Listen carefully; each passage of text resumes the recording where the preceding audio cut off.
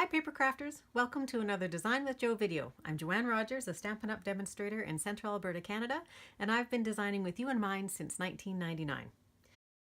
Thanks for joining me today.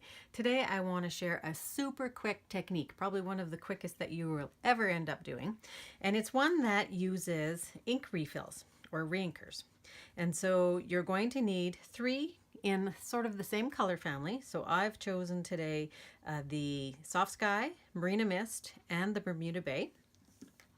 And you're going to need a couple pieces of the shimmery white. And I really like the shimmery white for this technique because the shimmer shows through the color on the paper. You can use other colors of paper for sure. Whisper white is great. The thick vanilla is wonderful as well. But I prefer using the shimmery white. And then you're also going to need one of the palette knives. So if you haven't seen these in the catalog, they are meant to be sold with the embossing paste, which is new in the annual catalog this year. And they come in a set of 3, and you have one that is a small diamond. Hopefully you can see that there. We have one that is quite a bit broader. It's got a really broad edge here, a long edge, and 2 smaller edges as well. And then we have one that's narrow and really quite smooth. So I'm going to use this one today. I find that I like this one the best. So you want to work pretty quickly. I'm going to be taking my lids off here so that I can just pick them up and put a dot down. So I have them in range of colors. So I have my lightest, my medium, and then my darkest color. And that's how I'm going to put them on the paper as well.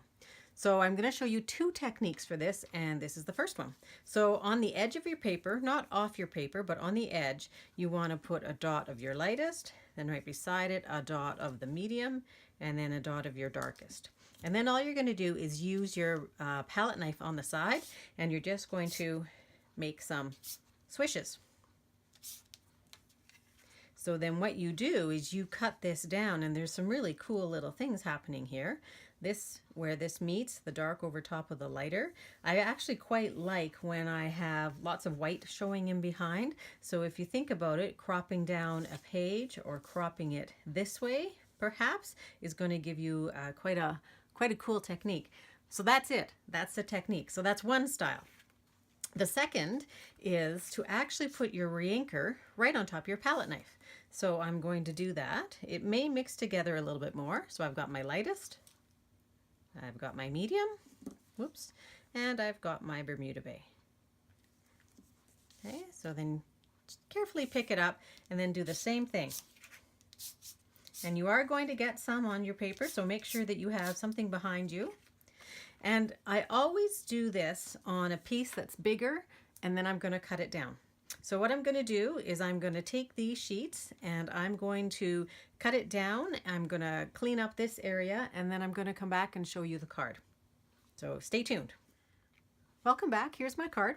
Actually, what I did is I did the whole card, and I thought I'd pressed video on my camera, and apparently I didn't because there's no video there. So what I'm going to do instead is I'm going to tell you what the measurements are for the card because it is pretty straightforward, and I'm going to tell you everything that I used. So I have a piece of black that is 5.5 by 8.5 scored at 4 1/4. I have Bermuda Bay that is 3 1/4 by 4 3/4, and I have a shimmery white. The piece that I cut down is 2 3/4 by 4 1/2. I have some baker's twine, probably about 25 inches of twine. What I've done on the back is I've run a strip of fast fuse, and then I've started at the top and brought my baker's twine around and wrapped it 3 times and ended it on the bottom. And then I put fast fuse on the whole thing to hold it in place. So let me show you that set where with faith all things are possible. It comes from the Ribbon of Courage, and I have to say that I just love these different words. The cursive writing is beautiful, and there's a little curly cues and that which are not too cutesy. They're really quite nice, and they're set off with some really plain lettering as well, which makes it great. And of course the ribbon, you can stamp that in many different colors to show support for many different illnesses. So this is a really nice set to pick up. So I've stamped that just in archival basic black on the front. I didn't try and center it. I didn't feel I needed to. What I looked for was some white space in here, so it draws our attention into that spot. And then I finished off the card just putting on a clear faceted gem. So I hope you enjoyed this project. If you do, please like it below and consider subscribing to my YouTube channel. I post regularly on my blog at www.designwithjo.ca, and I'd love to have you join in. As well, if you need a Stampin' Up! Demonstrator in Canada, I would love to be your gal as well. Hope to see you again soon. Thanks. Have a great day.